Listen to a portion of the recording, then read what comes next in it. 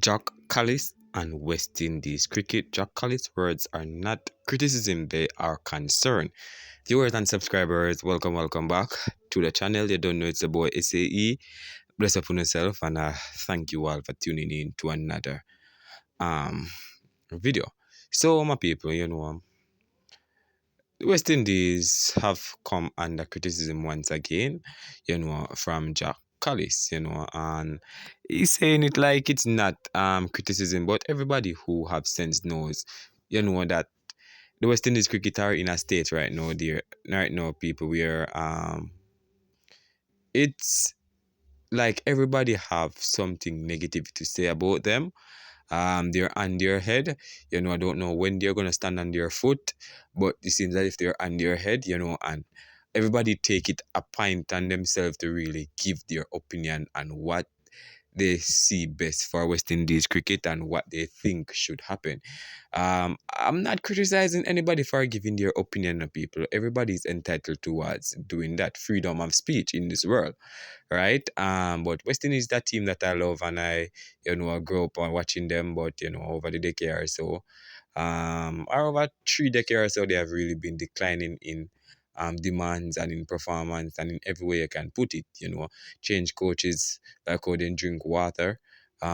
So you know they just give other people or other nation something to say, right? Let's continue here from what Jack Kallis had to say, right? Where he said the words are not criticism, they are concern. He said talent exists in abundance in West Indies cricket, but talent alone doesn't work or doesn't win test matches. Without experienced heads to guide young brilliant potential remains unfinished business. So I try to tell you guys that you can have a bunch of good players, but if you don't have good head coach, good selector to lead the team is always going to find themselves in a situation where they're struggling to win matches, struggling to do anything on the pitch, and just burning time. I don't know if he's throwing tabs at Darren Sammy or Bashkobi or whosoever is in charge of West Indies cricket. But all I can tell you guys that this is not just simple comment.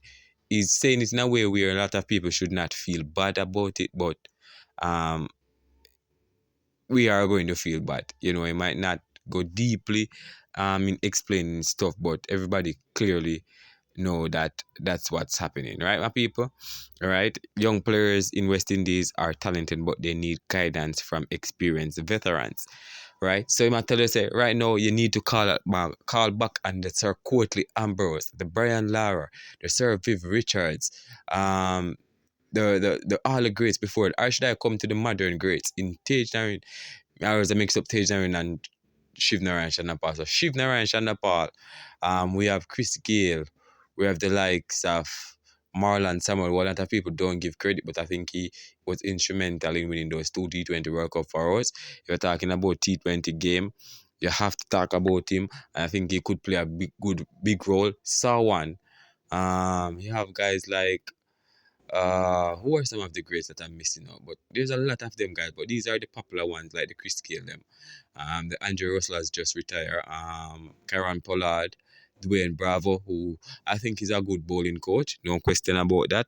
A lot of people can't deny, or nobody can't deny the fact that he's a good coach in terms of bowling and so forth. He was a good bowler as well. Who are other players? Cooper, the Hooper.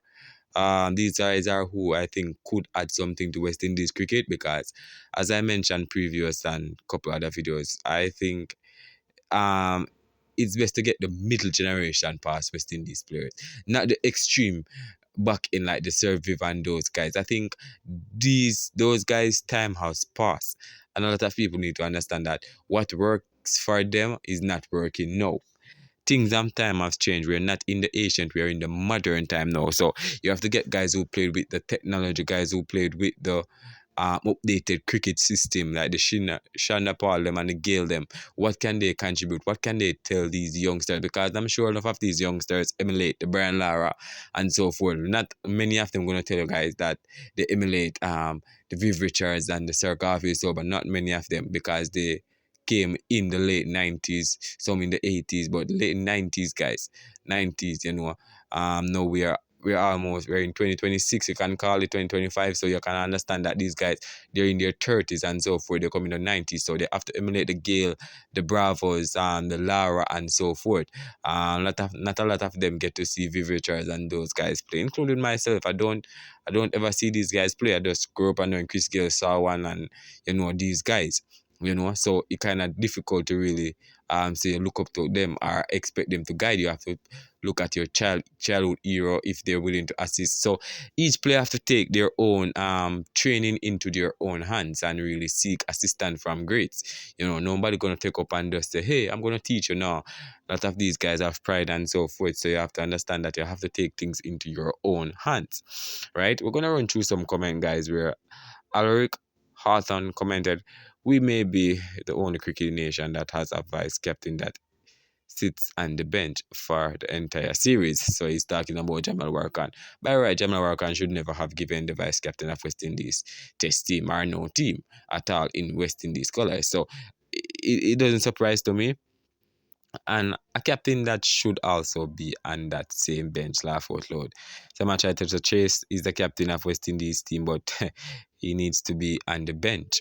Robert commented, I have been a big fan of West Indies where they had the best batsmen and the best fast bowlers who would bowl on any surface. What happened over the years? Talented players opt to play for franchising teams where they could earn. But then the West Indies board should come up with some guidelines with their most gifted and talented players, with ex-cricketers coaching young talented players and grooming them. Right? That's for comment that this person. I think it's a good constructive comment. I would got, Gary Alexander, another long comment where he was like, um, well said.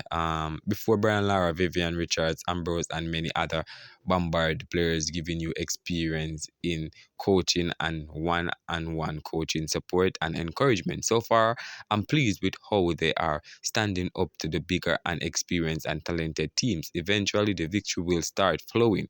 They are young and talented, but need some fine-tuning. Two key bowlers were not in the team yet. They took India for a 5-day draw. New Zealand a draw and 5 days games. The Ashes this year all game finish in 3 or 4 days. Let some of the former players with the millions invest some money into the team.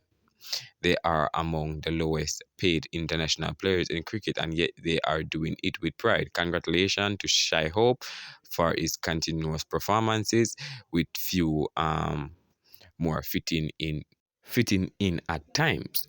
The bowlers are doing a great job, but could improve with their line and a consistent performance. Again, they are young, not much experience or older bowlers in the squad to guide them. Roach coming back and performing at such a level was great, and he should be kept in the team for his experience for at least 2 more years. I have a lot more to say, but I will end it here. So that's the last comment. I'm going to zoom in on people. Leave your honest thoughts down below if you agree or disagree with what the statement that Jacques Kallis made.